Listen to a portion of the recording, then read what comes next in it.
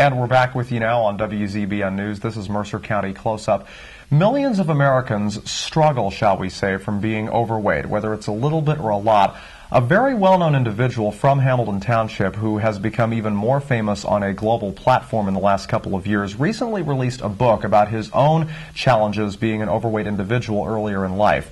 Fat Kid Got Fit, You Can Too, is a book released by a new author, if you will, Bill Baroni. He is, of course, well known around Hamilton because he is a former senator and is now with the Port Authority of New York, New Jersey, and he's our guest today on Mercer County Close-Up. Bill, thanks so much for being with us today. Thank you. Well, tell me about the book. I mean, obviously, a lot of people around here who knew you growing up probably understand why you decided to write it. What was the reason for writing it? Well, about 4 years ago, I had decided to put down and write down my experience of being a heavy kid. You know, I look back at pictures when I was at Langtree Elementary School here in Hamilton, and I look at my third grade picture, and I can see the one kid in the picture who was overweight was me. And all through elementary school and high school at Steinert, I was always the heaviest kid, and I got heavier and heavier. And right after college, I was a driver for the Speaker of the State Assembly, Chuck Hytaian. And at some point during the campaign, I remember I was at an event at the Meadowlands, and I was having chest pains. I was 20 years old. Wow. I was having chest pains, and I realized at that moment that I wasn't going to make it. Like, I wasn't going to live to be 30 or 40. I'd never be able to, do the things I wanted to do in life because I was so heavy. So in November of 1994, I went to Duke University's Diet and Fitness Center in Durham, North Carolina. Yes. Spent a month there. I checked in at 312 pounds. And every number, not just my weight, my cholesterol number, my triglycerides, my blood pressure, all of it was the indication of someone who wasn't going to make it to be 40 years old like I am today. So through the 4 weeks I spent there at Duke and then being back here in Hamilton, I lost 130 pounds. And I wanted to write it down because, for a number of reasons. One, just to tell the story of how I did it and tell the story of what it was like to be a heavy kid. But also talk about ways, common sense, easy things people can do to lose weight and to get into shape. I spent a lot of time in the book talking about one of the great things about this area was the support network you could have to lose weight and get in shape. Robert Wood Johnson Center for Health and Wellness, which wasn't open at the time, and at the time the Hamilton YMCA, that were so supportive in efforts to lose weight and to get into shape. Because the biggest fallacy, I talk a lot about this in the book, is it's not a diet. Now, if you would have said to me in November of 1994, you need to lose 130 pounds, I would have said, you're crazy. I could never lose 130 pounds. That's diet thinking. Sure. Lifestyle thinking is lose a pound. And you say to anybody, do you think you can lose a pound this week? Sure. And once that light bulb went off, that it wasn't something I was going to do for 3 months and then go back to eating the way I was at fast food places and eating whatever I wanted, never working out, but I would change my life completely, become a different person. That's what I write about in the book. Right. I mean, when you think about it today, there are all kinds of suggestions. If you drink enough water, about 64 ounces a day, that'll help you lose 1 pound to 2 pounds a week with no exercise. But of course, exercise is something we should try and implement into our lifestyles. It was really a lifestyle change. Those that, say are not overweight, do you think that there's still a target market for somebody who might be at or even below their proper weight, but they'd still get a lot out of reading this book? Well, it's very hard to find anybody who either isn't overweight, knows someone who's overweight, related to somebody who's overweight, has an overweight kid in the family. It's very hard because it's becoming so endemic across the country, the number of people like me who battle weight. And I say that on purpose because it is a lifestyle. It's something you're always going to deal with. It's an issue that I'm always going to wrestle with. And something you just said, you could take this book and hundreds of pages in the book and boil it down to 2 things. Eat healthy and exercise more. And for all of the shakes and pills and powders and videos and machines you can buy on TV, it really just comes down to those 2 things. And I spent a lot of time talking about the diet industry. This industry of people that preys on people.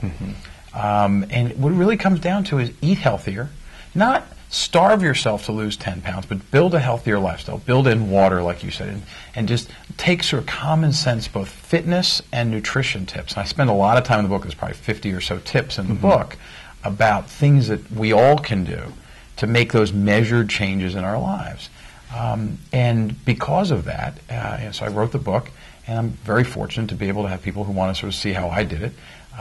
But it's something we're all affected by. But also in the book, I talk about public policy. I talk about my story. I talk about ways people can lose weight. But I also talk about public policy. I was in the legislature, voted against it, led the fight against it. when one of the dumbest things ever happened in politics I've seen is that the legislature under Governor Corzine taxed gym memberships. They put a tax on joining the YMCA, a tax on joining the Robert Wood Johnson facility. Now, they've rolled some of that back, but that's just dumb public policy. We want to encourage people to eat healthy. We want to encourage people to work out. We should be letting people deduct their gym memberships from their taxes, not tax them for it. Right. And that's one of the things I write about in the book, and I think that people have seen that and sort of reacted to that. Great. You think about, all the gyms out there that allow you to join for as little as under $20 a month nowadays, and of course with Valentine's having just passed, I know that one gym offers, couples, if they go in and sign up as a tandem, that they can get a nice discount. We won't say what that is. You can try and find it on your own. But I mean, the book itself, by the way, Fat Kid Got Fit, You Can Too. I believe it is your first book that you've written. I understand there's also an event, since you mentioned RWJ's health and wellness facility on Quaker Bridge Road here in Hamilton Township. There's an event coming up where you'll be there and you'll be signing copies of the book, I understand? Saturday the 25th of February from 9 a.m. to 1 p.m. Robert Wood Johnson Center for Health and Wellness right over here on Quaker Bridge Road. Those of us who've been from Hamilton for a long time, the old Clover Shopping Center. You can go there, and I'm going to be signing books and give a little talk. But that's a great example. That center is a great example of, it's a gym. It's got lots of great equipment, but it's also got great trainers and great staff that people from, one of the stories that I tell in the book is when I first got back from Duke and I wanted to join a gym, one of the ironies is thin people look at heavy people and say, you usually go to the gym.